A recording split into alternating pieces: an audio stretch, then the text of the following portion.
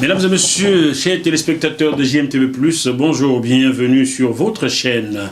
Nous allons aujourd'hui parler politique, vous avez donc compris, c'est le bœuf politique, du bœuf politique qu'il s'agit aujourd'hui. Et notre invité est quelqu'un que vous connaissez sans doute, car vous l'avez souvent vu sur les réseaux sociaux, il s'en sert pour passer des messages, il est conférencier, acteur politique et opinionniste. Voilà, certains d'entre vous ont dit, mais c'est quoi opinionniste? Il va vous expliquer ce que c'est. Il est l'auteur de cet ouvrage qui vient de paraître sur le marché du livre, qui parle Parti comme on est venu. Il est venu nous expliquer de quoi parle son livre Parti comme venu. Notre invité, c'est Martial Bissock. Bonjour, Martial. JMTV, bonjour. Il faut ajouter plus derrière, sinon c'est plus moi. Le plus de la vie, le plus du bonus, le plus de la positivité aussi, du sourire. Tout à fait, oui. Donc je suis fier d'être là, je te salue, je salue Joël Didier. Et c'est une belle famille et une belle aventure. Bon, et ne salue pas Joël à ma place, c'est à moi d'introduire Joël. Ah, tu me piques ma place là, toi. Non, rassure-toi. Bon, salut Joël. Bonjour Jackie. Bon retour sur JMTV+. Je suis toujours là, même quand je ne suis pas là. Quand tu n'es pas là, oui, c'est vrai. Quand il n'est pas là, je l'enquiquine pour préparer mon questionnaire. Donc, il est toujours là, même si vous ne le voyez pas. Hein. Il faut quelquefois des hommes dans l'ombre pour travailler. Et tout le monde en a, n'est-ce pas? Alors, Martial, on ne va pas mentir aux téléspectateurs, car sur JMTV+, on dit la vérité. On se tutoie dans la vie. Donc, je vais te tutoyer ici. Le jour où tu seras président de la République, je ne sais pas dans quel pays, je vous verrai le président de la République, mais je tutoierai Martial Bissock, comme d'habitude, quoi. Voilà. Parti comme on est venu. Disons, nous sommes le 10 novembre 2019. Et ce livre est sorti il y a quelques mois, juste avant, c'est un 6 novembre. Et parti comme on est venu. Explique-nous ça, s'il te plaît. Oh, je te vois venir. Oui, tu me vois bien. Hein? Alors, il ne faut pas faire de raccourcis.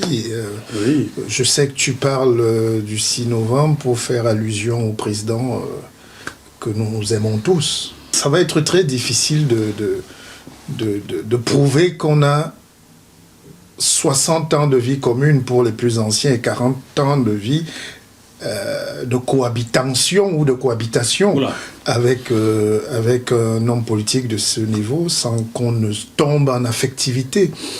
C'est pour ça qu'on va re-questionner notre parapsychologie générale et globale pour comprendre comment est-ce qu'on peut rester longtemps au pouvoir sans être aimé ou en étant aimé. Bref, c'est des questionnements. Mais pour partir comme on est venu, il faut être simple. C'est l'histoire de notre destin. Seuls nous sortons du ventre de notre mère et seuls parfois nous rentrons dans le ventre de la terre. Donc c'est un voyage initiatique vers des questionnements existentiels. Qui sommes-nous? D'où venons-nous? Où allons-nous? Et pendant qu'on y va, que devons-nous faire? Voilà. JMTV a laissé le plus. Donc tu es en train de laisser ta marque. Joël Didier est en train de... Contribue à laisser ce plus-là. Oui, mais lui aussi doit laisser sa trace. Vous savez, la vie est courte. Oui. Très courte d'ailleurs. Mais c'est le chemin de la sagesse qui est long et difficile. Et j'ai fondé une académie, on va en parler, qui s'appelle Akeva. C'est l'Académie de la vie augmentée. Nous avons une vie, mais nous devons avoir ce petit plus.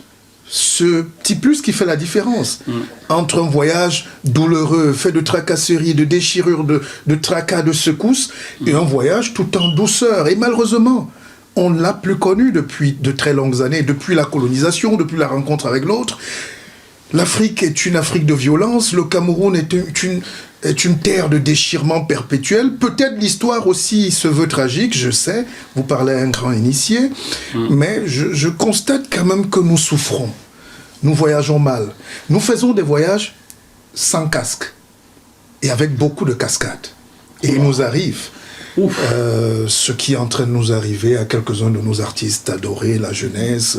On se lève, on meurt, on se lève, on tombe, on se lève, on chute, sans protection, parce qu'il n'y a pas eu ce travail de guide, ce travail, ce legs initiatique, cette transmission. Et on aura le temps de développer. Je l'espère. Oui, parce que l'Africain Et le Camerounais, qui est l'épicentre de ce continent, de cette terre magique, est le centre de toutes les initiations ésotériques et métaphysiques. Bien sûr. J'en apprends là. Mais si vous prenez une orange, tu as le droit de l'apprendre. Ou un ananas. Oui. Le centre de l'ananas, le milieu de l'ananas est l'endroit le plus sucré. Parce qu'il retient, par une loi d'attraction mystique, tout le substrat et tout le sucre vient se concentrer au milieu.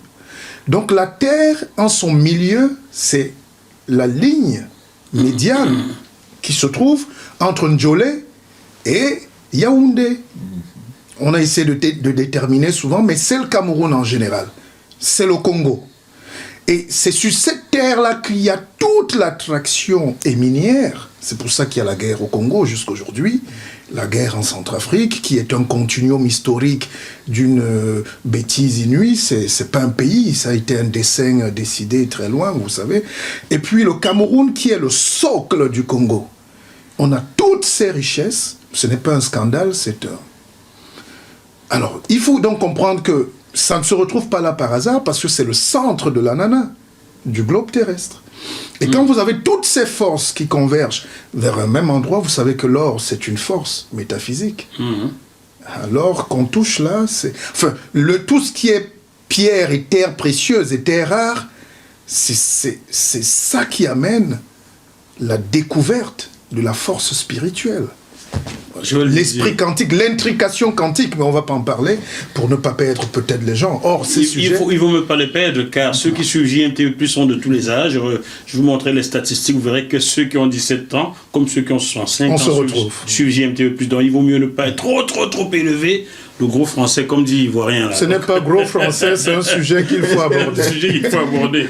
Joël. Donc je retrouve là, Martial, déjà merci d'être avec vous aujourd'hui, parce que je suis venu spécialement pour te rencontrer enfin, parce que de temps en temps je regarde ce qu'il dit sur Facebook. Et j'invite les gens à aller le suivre sur Facebook, parce que ça vaut le coup. C'est mieux expliqué qu'en une émission de 2-3 heures. Mais je voulais juste le relancer sur partir comme on est venu, une semaine très emblématique pour les Camerounais. On a parlé de ça. Et je réfléchissais là vraiment en Bantou. Le Bantou, est-ce que la préoccupation souvent du Bantou, c'est de partir comme il est venu, ou de partir en laissant une trace?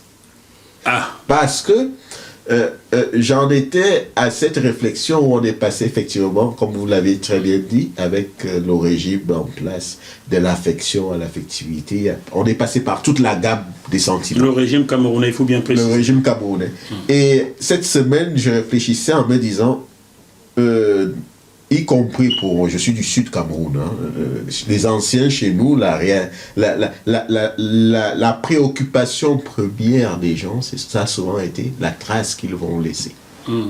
Et aujourd'hui, quand on regarde l'état du Cameroun, sans être dans la polémique, je veux être concret, quelle est la trace que vont laisser nos aînés? Appelons les chiens par son nom. Le président Biya, quelle est la trace qu'il va laisser? Parce que l'objectif, c'est pas tant de durer. L'objectif, souvent, y compris dans nos traditions africaines, ça serait été de laisser une trace. Je voulais te relancer là-dessus. Vraiment, de prendre tous les aspects, tous les sens que tu donnes au titre de ton livre pour nous édifier là-dessus. Voilà, merci. Alors, déjà, c'est une bonne question, mais je ne venais pas parler spécialement de Biya, Paul Biya. Mais parlons-en. Parce que nous tous, on a une tendance à se dérober. Les gens disent, non, moi... Et nous sommes le seul pays au monde où vous trouvez des intellectuels de très haut niveau qui se retrouvent. Et dès que, pour la meilleure manière de les faire fuir, c'est d'aborder la politique, ils s'enfuient. Que ce soit en Europe ou au Cameroun. Des gens instruits, imminemment calés. Dès que le sujet politique commence, le gars dit non, ouvre-nous une bouteille de whisky, on passe à autre chose. Vos choses là. Ils sont intellectuellement assis parce qu'ils sont calés dans leur domaine. Tu comprends? Oui, mais c'est cette fuite, c'est même au-delà de ça. Nous tous, on a eu des cales académiques. On n'est pas là pour sortir les CV. Mais je veux quand même dire que c'est décevant. Parce que dans tous les pays du monde, c'est cette masse Intellectuel qui critique, qui, de par sa critique justement, qui peut être positive, acerbe, houleuse, dévastatrice, c'est par cette critique qu'ils se sont érigés en garde-fous et qu'ils se sont érigés en société civile. C'est par cette critique qu'on est devenu, à la manière de Césaire, la bouche de ceux qui n'ont pas de bouche, et afin que nos libertés ne s'affaissent dans le cachot du désespoir. Exactement. Et aujourd'hui, ce qui se passe, c'est dramatique. Imaginez que moi, je sois sur ce plateau. C'est vrai que moi, j'ambitionne. Je suis un candidat à l'élection présidentielle, le premier à être déclaré. Je me suis retiré à temps parce que j'avais aussi analysé. Mais 2025 nous laisse toutes les chances. Je suis revenu me préparer. Je ne peux pas me cacher. Donc, je ne peux pas me débiner, je ne peux pas aller en vrille. Vous me posez une question sur la politique. Imaginez que je vienne dire non, vous savez, ces sujets, l'émission s'arrête. Alors, Paul Biya, parlant de lui... Sans être un sujet d'ordre personnel, hein. Non, bien sûr. Non, il faut qu'on en parle. Philosophique. Oui, oui. La question qui taraude, me semble-t-il, l'homme Biya aujourd'hui, c'est qu'est-ce que je laisse à ses enfants, moi qui ai hérité de tout. Je vous rappelle, et ça c'est de source directe du président de la République, que son initiation à la vie et à la politique est un destin lui-même. Alors s'il a eu ce destin extraordinaire, pourquoi ne pas contribuer à ce que 23 millions de Camerounais que nous sommes, ou 100 millions que nous serons dans 100 ans, 50 ans, qu'on ait ce même destin? La hantise de Biya, aujourd'hui, c'est de voir le Cameroun se détériorer sous ses yeux. Mais c'est déjà fait depuis longtemps. Oui, n'allons pas vite aux pessimistes, allons scientifiquement. C'est-à-dire, pour la première fois de l'histoire de Paul Biya, il n'arrive plus à contrôler les événements. On l'a affublé d'un titre dans le sud qui s'appelle le Nomgi. C'est-à-dire, c'est le Yemmam. C'est un sage absolu. Mais la caractéristique primaire du sage, c'est, on dit, en sciences politiques, on dit prévoir, gouverner, c'est anticiper, c'est prévoir et tout. Oui. Mais là, on se dit, mais pourquoi il ne prévoit plus? Pourquoi il n'anticipe plus?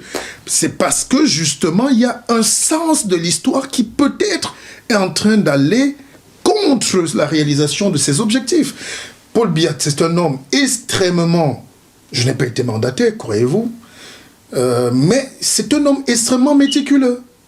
C'est un homme qui connaît l'astre, l'astrologie, les chiffres, c'est un séminariste, il connaît les symboles, et après maintenant il est dépassé. Bamenda c'est aujourd'hui, Boya c'est demain, et Boulma Bafoussam, après Ebolova, après Douala les gars sortent avec les machettes en plein jour. J'ai vu les boulements de la route quelque part là. Mais les chantiers sont abandonnés, donc il ne sait plus où mettre la tête et il cherche, il lance un secours. Mais le secours, c'est pour nous dire d'intervenir. Comment? C'est ce que nous faisons là déjà. En écrivant, en débattant. Déjà, je vais vous dire, pour aller aussi vers Joël, j'aime être complet sur les questions. C'est pour ça que JMTV, c'est notre télé. Il faut ajouter plus toujours. Plus. Sinon, John et Mary vont se fâcher aux États-Unis. C'est notre télé plus. Alors, ici, on a le temps. Oui. Ici, on gère. Ailleurs, je suis souvent allé sur TV5, France 20. On est coupé. Fais-le de la pub, après tu me poses un chèque là. Vous n'êtes pas en concurrence. Si. Bon, on peut couper au montage, mais je te conseille de laisser. Alors, non, c'était plutôt pour te dire que tout l'avantage te revient. Que tu as révolutionné. Tu ne peux pas être hermétique. Non, laisse-moi finir. D'accord, vas-y. Tu nous as donné la possibilité de faire nos choses à notre manière et en parlant à nos gens. Ça, c'est sûr. Même pour ceux qui habitent à nos gens. J'en profite pour saluer mon ami le maire de Nogent-sur-Marne. Jacques Martin, il s'appelle. Jacques Martin, maire de Nogent-sur-Marne. Bonjour Jacques, je ne t'oublie pas, je t'appelle bientôt. Que je connais très bien. C'est un monsieur formidable. Alors, ce que je voulais dire, c'est que pour la première fois, on a l'impression, et c'est une impression vraie, que rien n'est plus contrôlé. Même le destin qu'on voulait propre ne peut plus se réécrire à la BIA. Et ces forces-là lui échappent. Pourquoi? Parce que il est aussi temps, sans violence aucune, je suis un homme d'une candeur extrême, il est temps qu'on pose les jalons du départ du président. Mais il aurait fallu le faire un peu avant, mon Martial Bissop. C'est pas maintenant, à 87 ans bientôt, qu'on va poser ces jalons-là. Mais nous ne sommes pas comptables, ni vous, ni moi, nous sommes acteurs, nous essayons de proposer. Nous sommes des forces d'intrication, mais de proposition. Je ne vais pas envoyer les gens au carrefour Biémassi avec les machettes et les couteaux. Qu'est-ce que vous voulez, la violence? Et si on les y envoie, ou bien s'ils y vont spontanément et tu es chef de l'État, tu fais quoi? Ce n'est pas une solution. Pourquoi? Pourquoi? Parce que, et ça c'est un message important que je veux lancer à toute la jeunesse. Je comprends toutes les révolutions. Et c'est le contexte qui le permet. Même les haineux cachés aux États-Unis qui prônent la guerre contre les Boulous ou les autres fascistes de l'autre côté qui disent qu'il faut tuer les Bamileke, c'est l'expression de l'abcès volcanique de la haine et une putréfaction endogène des problèmes qu'on n'a pas su régler depuis toujours. C'est un agrégat de frustration. Je ne légitime pas, mais il faut les comprendre et les ramener au lieu de les exclure davantage. C'est pour ça que radicaliser les gens crée des bombes humaines. On a vu ça ici en Europe avec le salafisme et tout. À force de mettre les gens dans les ghettos et de stigmatiser leur voile, leur culture, leur ceci, leur nourriture, les odeurs. Ils sont venus en 70, 60, 50, les 30 glorieuses même pour bâtir la France. On les a forcés, on les a menés. Mais c'est ce que je dis. Ils sont pas venus, on les a pris de force. Aujourd'hui, vous ne pouvez pas les présenter comme des gens qui vous embêtent. Pourquoi ils sont là? Non, ils sont... eux qui ont tout Moi, pensé. mon père est venu en France en 75, avec nous. 75, ça fait 44 ans que je suis là. Mais il n'est pas souvent courant pour les Français normaux, parce que nous, peut-être, de croire que nous sommes là chez nous. Non, ça c'est sûr que non. J'ai ma tante qui est à Dijon, qui nous regarde. Elle est là depuis 50 ans. Tu peux lui passer un bonjour. Hein. Et c'est ma famille à Dijon, voilà, ils sont là depuis 50 ans. Bonjour la famille. La famille Sadoudi. Ah, Sadoudi, bonjour Voilà. à la famille, voilà. Asnat, Myriam, Farah et tout. Je vous embrasse, il a fallu que j'attende cette émission pour savoir qu'il a de la famille à Dijon, donc c'est bien. Pour bien sûr. Pour préciser, c'est vraiment, comme je dis, on ne peut pas être dans une... Et c'est ça aussi qu'il faut dire aux Camerounais, c'est que la critique doit être constructive en politique. On ne peut pas toujours être dans une dynamique, même si elle s'explique, le contexte peut l'expliquer, les frustrations accumulées peuvent l'expliquer, comme vous disiez tout à l'heure, de vouloir... oui. Comment amener, et c'est là où je voulais venir, je reviens sur votre titre, comment amener un homme qui a cette longévité-là, qui est un homme avant tout, qui se soucie aujourd'hui de la trace qu'il va laisser et donne par contre l'impression qu'il ne maîtrise plus rien. Comment amener petit à petit cet homme-là à retrouver, je ne parle pas de droit chemin, à retrouver le chemin qui mène vers la trace qu'il pourrait laisser. Je complète la question, surtout si cet homme-là garde autour de soi les mêmes personnes qui le conseillaient hier. Alors, ce qu'il faut savoir, je reprends terre à terre. Déjà, on revenait sur la violence. Vous savez, il faut que les Africains grandissent globalement dans leur mental, dans leur perception du monde. Parce que les autres vont vouloir nous faire danser leur danse. Et parfois, la flèche évite le danseur, ça va prendre le joueur de Tintin. Et qui n'y est pour rien. Voilà Alpha Condé qui était là à Créteil. Gentil professeur qui est immigré, il se bat, gentil, propre. Bon, on passait du temps comme ça. Il avait de très bonnes idées. On s'était vu à Addis Abeba, il était au sommet, il était même interdit d'entrer dans la salle des travaux en plénière. Et il était frustré, il avait une simple chemise. Pour ne même pas vous dire, pour être concret, puisqu'on a des images, j'ai un ami qui lui a donné sa veste pour qu'il assiste aux travaux. Parce qu'il fallait être dans une convention. Une tenue dite acceptable, voilà, on dit ça comme ça. Convenable. Mais alors, regardez ce qui se passe en Guinée. Alors, il est revenu là, un conseiller de l'Élysée qui a 40 ans, Paris, les gars de Macron, tous sont 39, 40. Il lui dit, mais en politique, mais monsieur le président, vous savez que vous n'êtes pas obligé. Allez. Non, le gars, qu'est-ce qu'il comprend quand il va là-bas?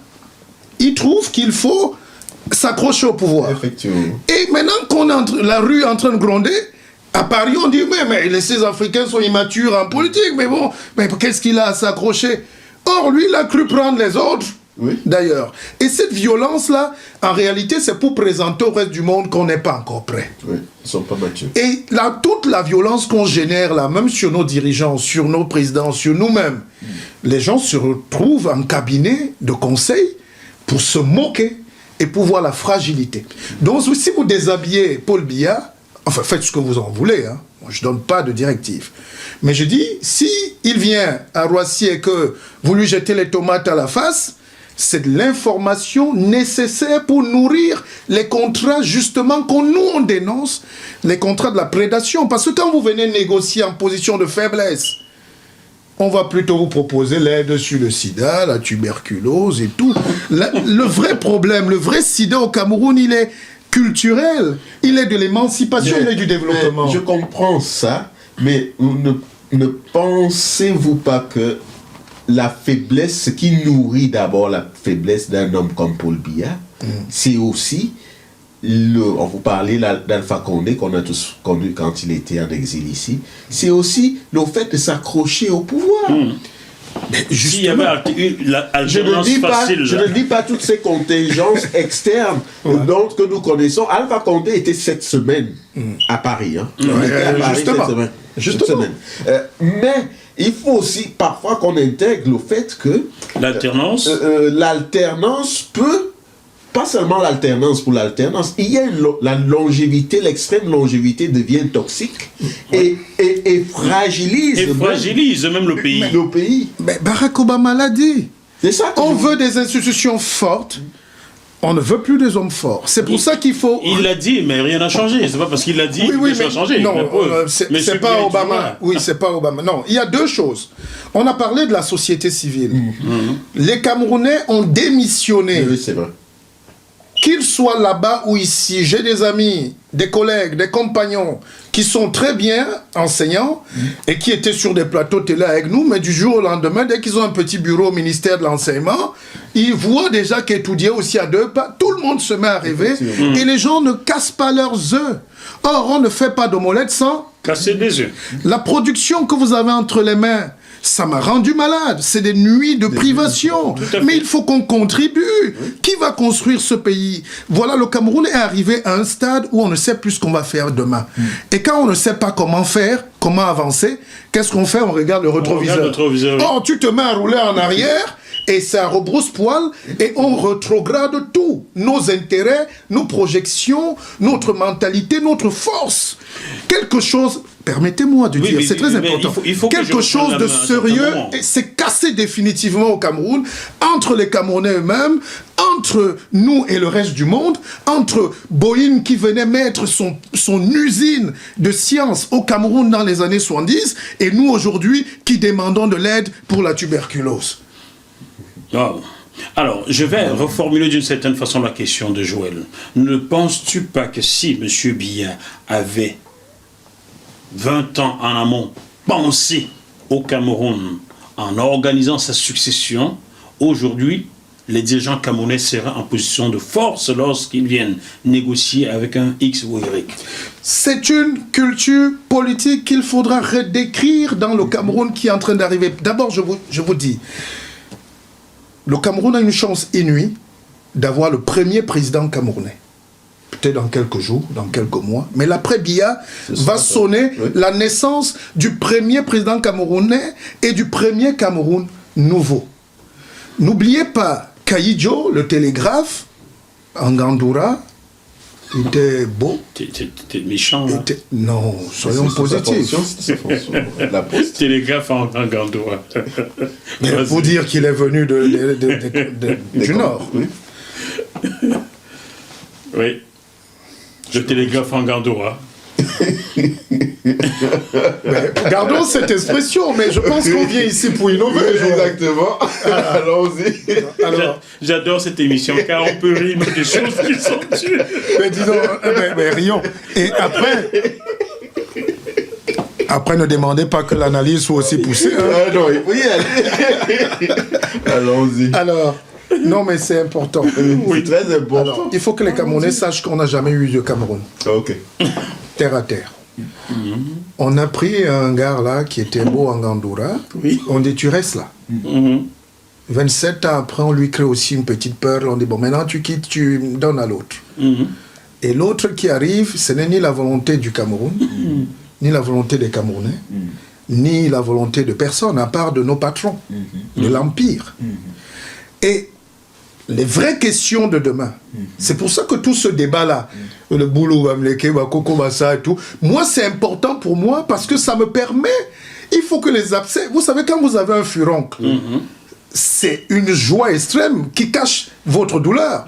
Parce que ça prouve que vous avez un corps qui fonctionne normalement. Qu'est-ce qui se passe? Les globules blancs, qui sont le soldat du corps, sont allés neutraliser... Un microbe quelque part, là. Oui, un ensemble de microbes. Et on dit, vas-y, toi, c'est toi le danger. Sors de ce corps, sors de ce corps. Mais oui, et je dis donc, tribalisme sort de ce corps. Colombe sort de ce corps. Exactement. N'oubliez pas que j'ai écrit un livre best-seller qui s'appelle L'Afrique et son cancer du côlon. Dommage qu'on ne lit pas aujourd'hui. Dommage, oui.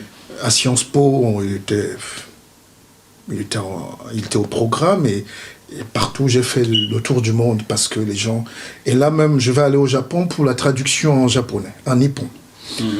Parce que j'ai sondé, j'ai fait une endoscopie de notre continent. C'est ce qui nous manque aujourd'hui. Voilà donc... Je dis Biya n'était pas la volonté du Camerounais. Le 6 avril, le 6 novembre 82. Et je vous rappelle, pour ceux qui ont la bonne mémoire, quand Ahidjo annonce sa démission... Sa volonté à lui-même. Hein. Voilà. Les gens font 2 jours à Yaoundé sans sortir. Effectivement. Ouais, je m'en souviens. Mais les gens... Un jeudi soir. On était tétanisés. Mais les gens croyaient que le Cameroun s'arrête. C'est la fin du monde. C'est pour dire à tous les artisans de la peur de se calmer. Un pays est un continuum spirituel.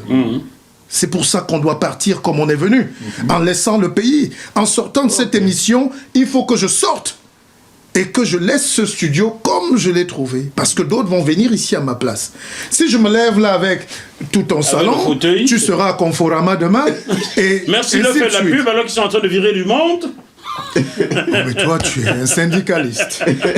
Alors, deuxième chose. Là, je reviens sur Joël. Je pense que c'est l'une des émissions les plus importantes que tu n'aies jamais faites sur la politique. Non, vas-y. J'ai dit c'est l'une. Il faut savoir ce qu'on vaut et ce qu'on dit. Sur l'une, oui, c'est vrai. Parce qu'on est en train... Vous-même, vous me permettez d'aller un peu plus loin dans les analyses. C'est pas des sujets qu'on aborde souvent comme ça. Deuxième chose, les Camerounais doivent cesser d'être un peu malhonnêtes envers eux-mêmes, envers leur conscience. En acceptant Biya, ou en l'adoubant, du moins au début, les gens s'attendaient à quoi?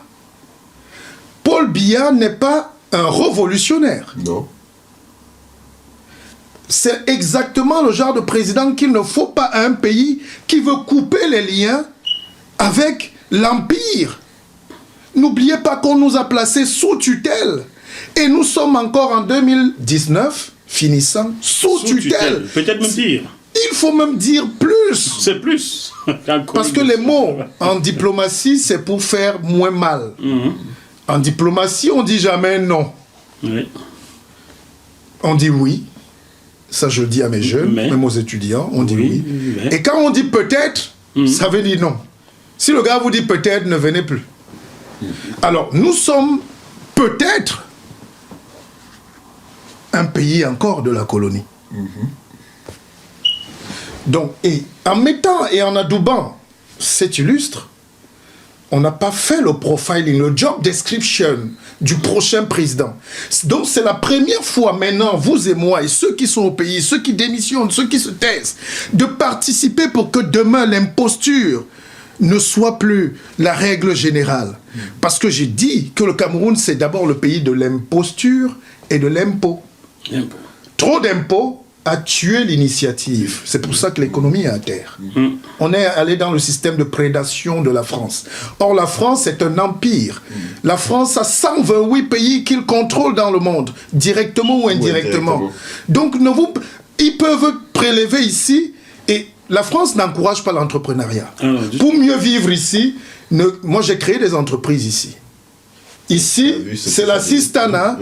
C'est un système, mais c'est le premier pays au monde où on a légitimé la pauvreté. Ils acceptent leurs pauvres, et c'est ça qui fait le charme de la France, parce qu'ils peuvent se permettre, ils ont du grand capital, ils ont du nucléaire, c'est aussi une puissance, mais ils ont aussi la prédation. Ils ont 280 millions d'Africains directs qui travaillent pour l'Empire.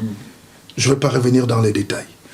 Alors, en mettant le gentil, jeune, sympathique, diplomatique et très mou et doux, bien, qui peut être mou de visu, mais dur avec les proches, et ton père en a payé les frais. On va en revenir, c'est pas une émission politique, c'est pas une émission politique axée sur papa, mais il faut que les Camerounais sachent qu'il y a une violence. Le président Biya est quasiment bipolaire, un bipolaire politique. Entre l'animal qui vous sourit avec une voix si douce et doucereuse, qui vous installe chez vous, c'est la même violence qui vous coupe, qui vous dégomme la tête en un laps de temps quand il a détecté que vous êtes accro à ce qui le maintient là. On ne joue pas avec Paul Biya, mais ce n'est pas un révolutionnaire épidermique comme les Sankara. Il est avare en déclaration. Je fais partie des rares qui peuvent s'autoriser à écrire et à parler de lui. Il sait, il regarde, son staff connaît qui je suis. Alors, pour revenir à Paul Biya, pour qu'on avance, la petite histoire voudrait que lui, il était un bonhomme là-bas au village. C'est son aîné, Assam Vondo, qui est le premier séminariste qui va avec les Blancs. C'est lui qui va à l'école. C'était comme ça, on prenait un enfant, comme ça et tous les autres restaient, surtout l'aîné. Et le père de Biya, M. Biya, à la rentrée qui arrivait, a fait bloquer l'aîné, Assam, le père de Bonivan. Il lui dit, idiot missionnaire, lui il ne parle plus. Prenez plutôt l'autre qui était en train de manger à terre là-bas. Les gars disent, mais comment, au moment où il doit entrer au collège, au moment où il doit aller continuer, comment tu... On dit non, c'est lui, c'est lui qui est fait. Parce qu'on jugeait que la carrure de l'homme, c'était pour travailler dans la plantation, pour remplacer papa, tu parlais de remplacer. Donc nos parents détectaient, en croyant expulser le fils Biya, parce qu'il était le gars qui est resté à côté de la maman, la cuisine, le gars il est serviable, il est malléable, mais pas très dur pour le champ de cacao. Donc c'était comme une manière de se débarrasser de lui. Mais en même temps, c'est ça l'accomplissement d'un destin. Tout ce qui nous arrive souvent, c'est une somme de hasard, heureux ou malheureux. Je peux t'ajouter que si à la CRTV, on n'avait pas refusé parce que je suis Bamileke, je ne serais pas là avec un petit peu plus aujourd'hui. Je vais te prouver que tu n'es pas Bamileke tout à l'heure. Oh, du moins plus que moi. Alors donc, voilà comment l'histoire peut se faire, et c'est comme ça que M. Biya va, et puis on va pas revenir sur son parcours. Mais pour dire que les Camerounais ne doivent pas aujourd'hui jeter du tort à quelqu'un qui est foncièrement fabriqué pour maintenir le statu quo. Tout le monde sait. Moi, j'ai un parent qui était à l'ENA à cette époque-là, camarade de M. Biya, lui Roger Mandin. Et d'ailleurs, c'était leur petit nom. Lui, il l'appelait Chirac. M. Biya appelait M. Mandin Chirac. Et M. Mandin appelait Biya Mitterrand. Donc, et des gens déjà à haute fonction qui continuent de vivre par procuration. Mais son idole, et il vous l'a prouvé, il dit qu'il rencontre même à Macron, lui n'a pas de problème, c'est pas un mec qui peut conduire le Cameroun où vous voulez aujourd'hui. Et à un moment, vous avez acquiescé parce que les gens peut-être n'avaient pas accès à la valeur politique, à la valeur ajoutée politique, les gens ne participaient pas, les gens ne lui mettaient pas non plus la pression.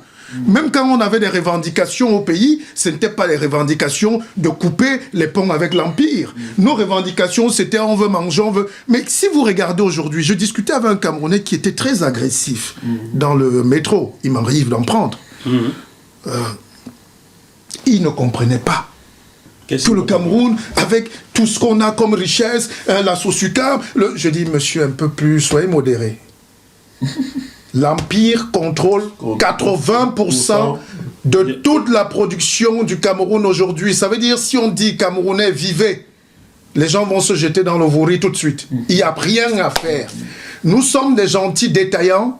Les Camerounais aujourd'hui qui font des affaires, avec tout le respect que je leur dois, sont des pires prébendiers du système parce qu'ils enlèvent 150 milliards ou 100 milliards à Ecobank ou à Freeland pour aller en Chine acheter les vieux pneus ou en Allemagne les vieux matelas, la brocante et la poubelle ou les babouches pour les ramener. Donc ils dépiècent déjà le socle financier de l'État qui n'a pas assez d'argent déjà, et puis tout. Et les autres banques qui sont là, qui sont des banques françaises, disons-le, de la SGBC à la BISEC, ces banques-là, même s'ils veulent vendre maintenant aux Arabes, d'ailleurs, quand le blanc part, ils ne donnent pas aux Noirs, ils donnent aux Arabes. Ils donnent aux Arabes. Et les Arabes, Dieu seul sait qu'ils sont 10 fois plus vicieux, et quand ils veulent faire de l'esclavage, même moderne... Oh là.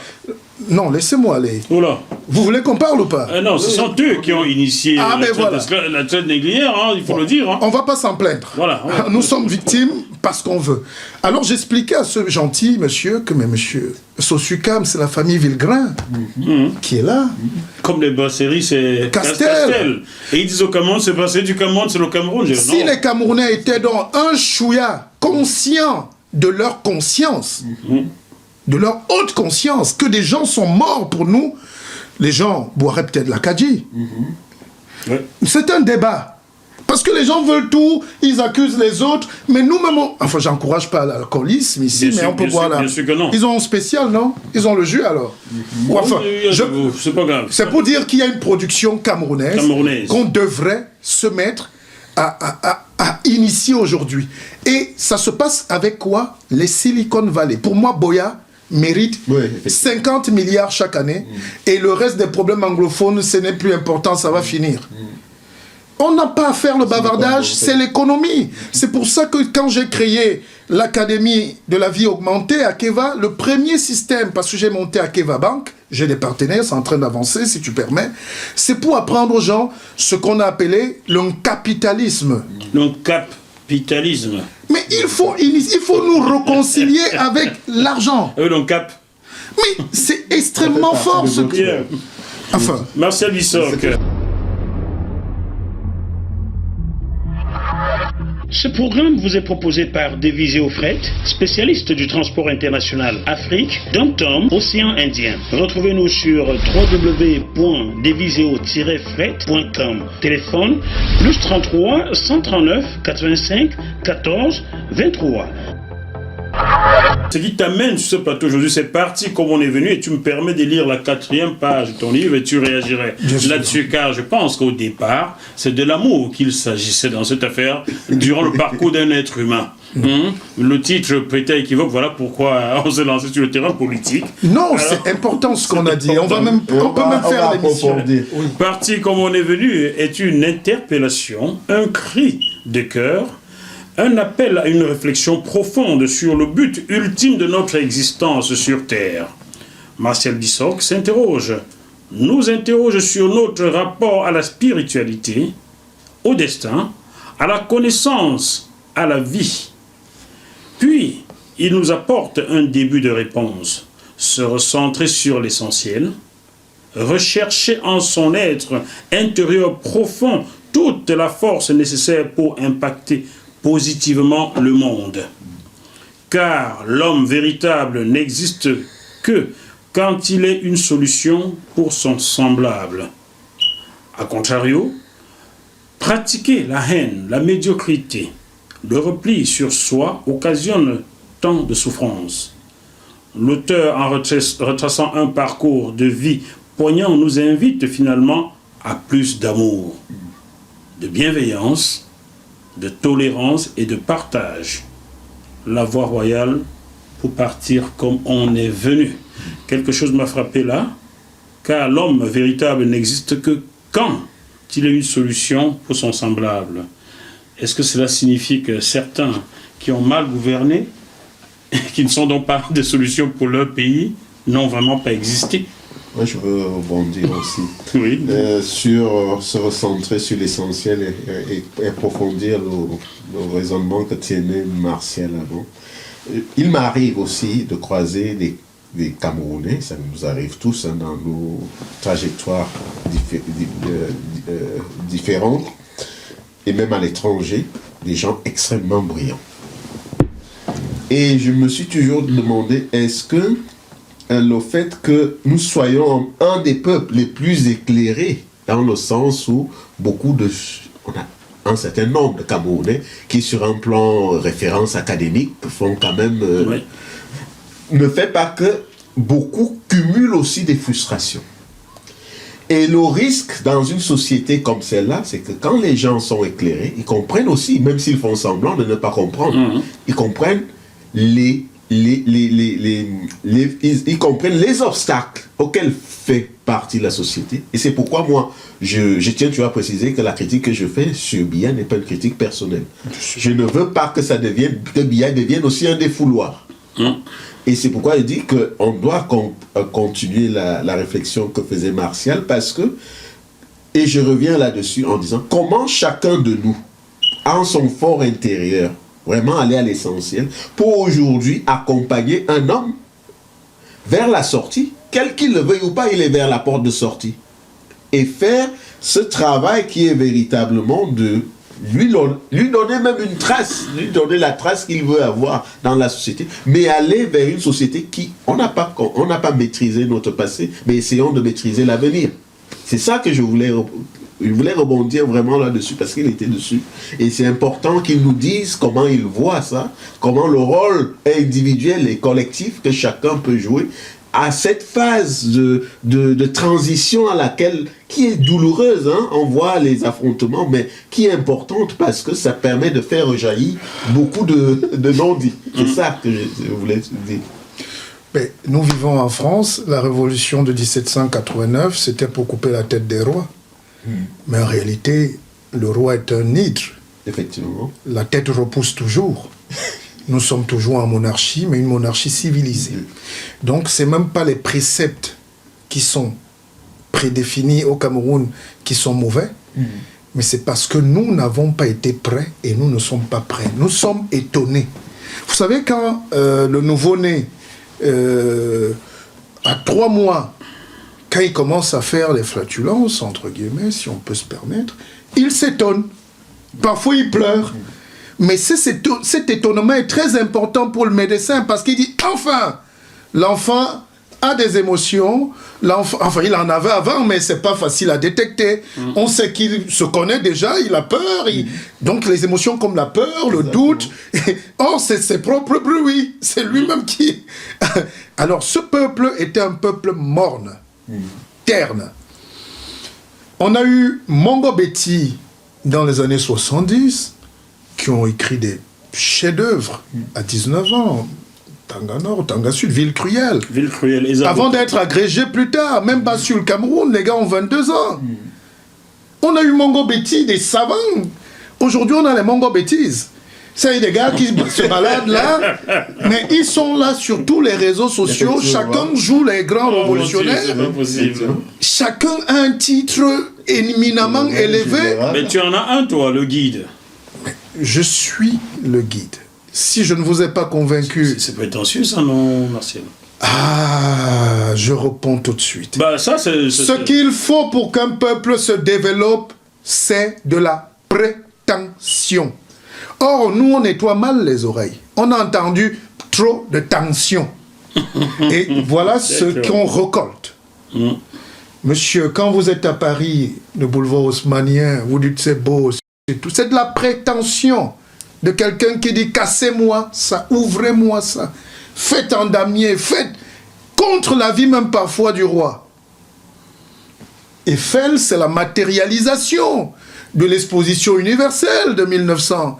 Et on se dit, ce n'est plus, avec les révolutions techniques et scientifiques, on passe de béton, maintenant on a découvert de nouveaux matériaux, l'alliage du fer et de tout, et le gars fait sa ferraille. Vous savez qu'on a failli démolir ça plusieurs fois. Oui. Il fallait de la... prétention. Hegel, pour enchérir, a dit, rien de grand ne se fait sans... prétention. Passion aussi. Alors, nous, on n'a pas de passion. Sinon, c'est pour les basses choses. Les bars sont pleins, les boîtes de nuit. Pendant que nous, on pleure. Les églises. Pendant qu'on pleure pour eux, eux, ils sont inconscients et insouciants. Cette émission est faite pour la masse là-bas qui doit se réveiller, mais elle risque de passer à côté. Alors, notre société, deuxième chose, a tué toute idée de révolution en nous et vous demandez à Biya, lui, d'avoir la prétention alors que c'est ça que vous combattez. Qu'est-ce qu'on peut construire sans prétention? Je vous ai parlé de l'homme Biya qui est un homme du système et qui n'a pas voulu avoir trop de prétention de peur de heurter son peuple et de peur d'être les patrons. Et il est pris entre ces deux tenailles. Vous me faites faire un exercice terrible aujourd'hui, mais je suis heureux d'expliquer finalement aux Camerounais ce qu'ils n'ont jamais entendu sur le président. Et je pense qu'on va archiver cette émission, et c'est ton mérite, c'est votre mérite. Ailleurs, on ne permet même pas aux gens d'aller jusqu'au fond. Voilà pourquoi ils veulent me couper la tête, mais vas-y. Personne ne va la couper. Je te donnerai l'écorce. Ils essayent. Tu sais que Kodok avait un sac noir comme ça. Donc quand il le tenait, donc voilà, donc je tiens mon sac d'ailleurs. Comme les UPCistes. Il y a combien de timbres là-dedans? Non, c'est plus les écorces pour faire disparaître l'homme blanc. Alors, je disais, oui. C'est dommage.